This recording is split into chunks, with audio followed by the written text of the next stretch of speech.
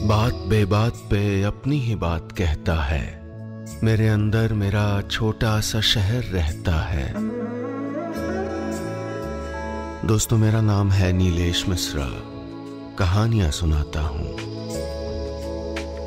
Big FM पर आप सुन रहे हैं यादों का idiot box with Nilesh Mishra season 5, कहानियां जिनमें आप मिलते हैं खुद से। दोस्तों, मैं आपको सुनाने जा रहा हूं अपनी मंडली के सदस्य स्नेहवीर गोसाई की लिखी कहानी बुकमार्क। उसका जिस्म चोट के कारण सूजा हुआ था। चेहरे पर नीले और भूरे रंग के निशान दर्द की गहराइयों को बयान कर रहे थे। सर के चारों तरफ पट्टियां लगी थीं और बाएं हाथ में मेटल का फ्रेम था जो उसकी टूटी हुई हड्डियों को सही जगह पर रोके हुए था। 22 साल की नर्स प्रिया की नई नई नौकरी थी और अभी वो दूसरे के दर्द से खुद को अलग रखना नहीं सीख पाई थी। कोर्स के खत्म होने पर प्लेज लेने के बाद प्रोफेसर लोहानी ने समझाया था, अपने मरीज का दर्द अगर तुम महसूस करने लगोगी तो ठीक से उसका इलाज नहीं कर पाओगी। तुम बहुत इमोशनल हो प्रिया, मेरी बात याद रखना। आईसीयू के दरवाजे से उसने देखा कि सामने मशीनें कुछ आवाज करते हुए मरीज के जिस्म में सांसें फेंक रही हैं और इस तरीके से उसकी धड़कनों को बरकरार रखे हुए हैं। उसकी ये हालत हाईवे पर हुई किसी जबरदस्त टक्कर का नतीजा था। पिछली रात उसे हॉस्पिटल ले आए थे। आईसीयू के बाहर खड़े उसके परिवार वाले मशीनों की हलचल से मरीज की सांसों का अंदाजा लगा रहे थे। नर्स प्रिया ने देखा कि बेड पर पड़े उस अनजान शख्स की जिंदगी धीरे धीरे फिसल रही थी। ये सोचकर उसका दिल डूबने लगा। लड़के की शक्ल सूरत से प्रिया ने उसकी उम्र का अंदाजा लगाया। कोई 24-25 साल का रहा होगा। ये कोई उम्र होती है जाने की? अभी तो उम्मीदों के पौधे में फूल भी नहीं आए होंगे। प्रिया के अंदर कोई दर्द था जिसने अचानक ही उसको मौत से लड़ते हुए उस मरीज के करीब ला दिया था। कुछ था जो उसे खींच रहा था, उससे कह रहा था कि जाओ, जाकर देखो। अभी पूरी तरह से नर्स नहीं हो पाई है प्रिया। अब भी उसमें 16 साल वाली प्रिया बाकी है। वही लड़की जिसने अपने पापा को धीरे धीरे गुजरते देखा है। उन्हें भी एक रात इसी तरह अस्पताल में लाया गया था। एक्सीडेंट होने के बहुत देर बाद पापा का खून देखकर बेहोश हो गई थी प्रिया। उस रात डॉक्टरों ने बहुत कोशिशें की लेकिन उनकी हालत नॉर्मल नहीं हुई। जैसे रेत किसी बालू घड़ी से फिसल जाती है, उसी तरह मौत उन्हें आहिस्ता आहिस्ता अपनी आगोश में ले गई थी। वो वहां थी अपने पूरे अस्तित्व के साथ, लेकिन उसका होना उसके पापा की जिंदगी नहीं बन पाया। अपनी जिंदगी के सबसे मजबूत पेड़ को उसने अपने सामने गिरते हुए देखा और वो सिर्फ खड़ी रह गई किसी चश्मदीद की तरह। यही वो एहसास था जिसने उसे नर्सिंग के फील्ड में आने की प्रेरणा दी थी। और आज एक बार फिर वही वाकया जैसे उसकी आंखों के आगे दोहराया जा रहा था। किरदार बदल गए थे, कहानी वही थी। पापा की जगह बेड पर पड़े उस अनजान शख्स ने ले ली थी। वो सोचने लगी, क्या इस कहानी का अंत भी दोहराया जाएगा? उस लड़के की हालत देखकर किसी को उसके बचने की उम्मीद नहीं थी, लेकिन उस रात कोई करिश्मा हुआ था कि वो मरीज मौत से लड़ते हुए भी जिंदगी के किनारों को थामे ही रहा।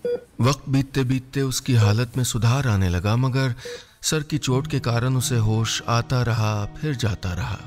दवाइयों की गंध, आते जाते स्ट्रेचर की आवाजें और लंबे कॉरिडोर के बीच दौड़ते कई चेहरे एक भीड़ से आते हैं और एक भीड़ में खो जाते हैं।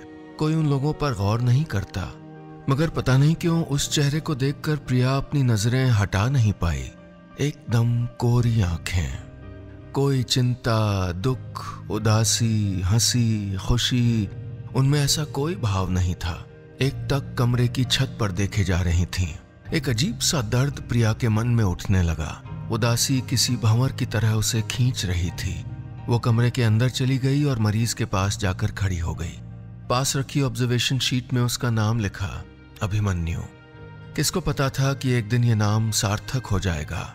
मृत्यु के चक्रव्यूह में फंसा वो नौजवान शायद बाहर आने का कोई तरीका जानता हो। मन में गहरी प्रार्थना और आंखों में तड़प लिए वो वहीं खड़ी रही। अपनी मौजूदगी से जैसे वो कहना चाहती हो कि रुक जाओ, इस बेहोशी के आगे मत जाना। तुम्हारे पीछे तुम्हारे अपनों के लिए एक बड़ा सा खालीपन रह जाएगा जिसे भर पाना मुश्किल होगा। त्योहार आएंगे, खुशियां आएंगी, लेकिन वो खालीपन कभी नहीं भर पाएगा। मुझे देखो, मेरे खालीपन को देखो। मेरे वजूद का एक कोना पापा से भरा हुआ था। वो भी तुम्हारी तरह एक दिन अचानक चुप हो गए थे। उनके जाने के बाद अब वहां कोई नहीं है, हवा भी नहीं, एक गहरा निर्वात है।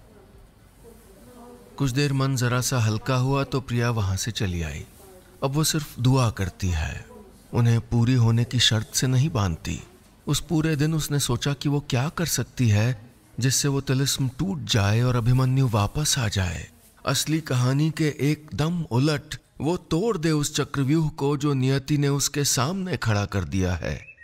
अगली सुबह जब उसे कुछ नहीं सूझा तो गुलबहार के सफ़ेद फूलों का गुलदस्ता वो अभिमन्यु के कमरे में रखे फूलदान में लगाकर बोली, इसकी खुशबू से तुम्हारा दिन अच्छा हो जाएगा अभिमन्यु।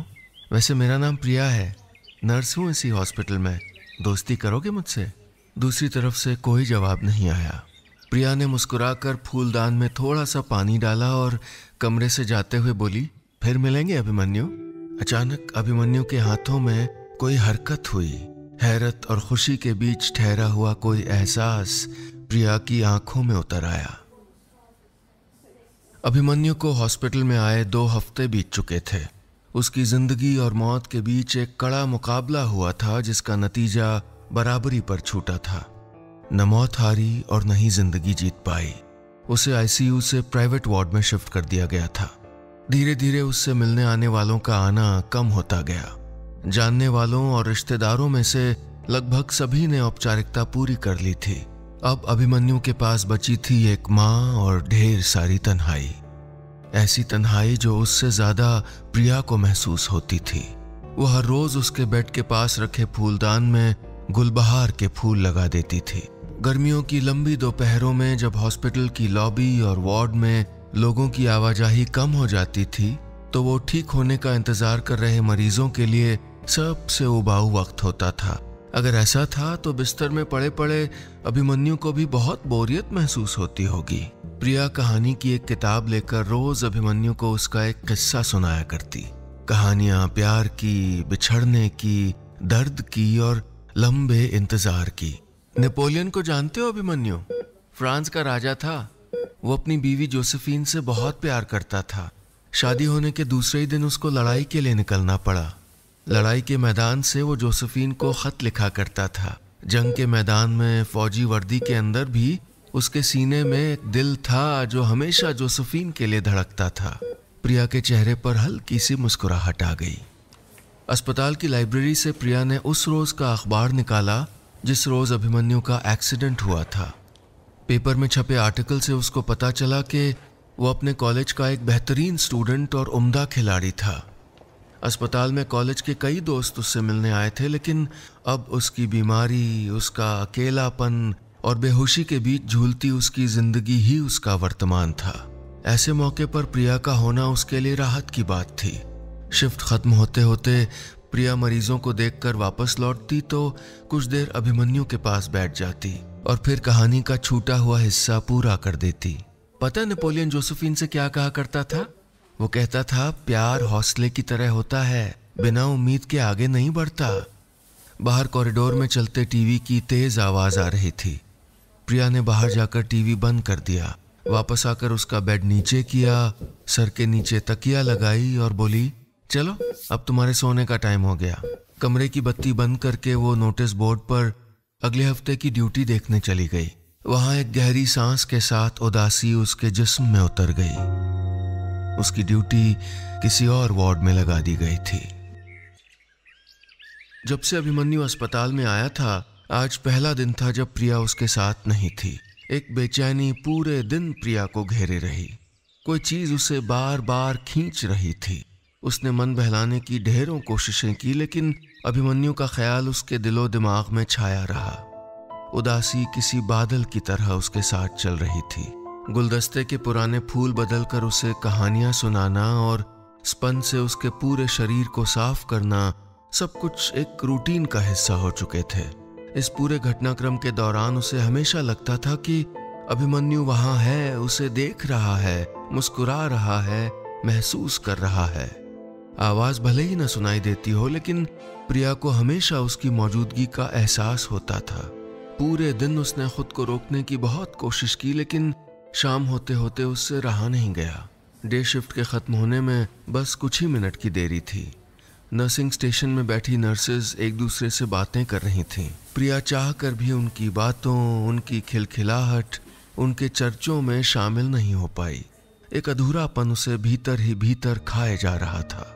बहुत सी बातों ने उसे रोका, बहुत सी नसीहतों ने समझाया, मगर फिर भी घर लौटने से पहले वो अभिमन्यु के वार्ड में चली गई। उसके जाने के बाद अब वो कमरा पहले जैसा नहीं रह गया था। फूलदान से पानी निकाल दिया गया था और उसमें पड़े मुरझाए फूल सूखने से पहले जैसे किसी की राह देख रहे थे। सामने कपड़ों के खाने में कपड़े बेतरतीब पड़े थे। उन्हें जल्दबाजी में तह करने की कोशिश की गई थी। मेज पर रखी कहानी की किताब में बुकमार्क वैसे का वैसा ही लगा था। प्रिया को लगा इस कमरे को उसके जाने के बाद वैसा प्यार नहीं मिला जैसा उसने दिया था।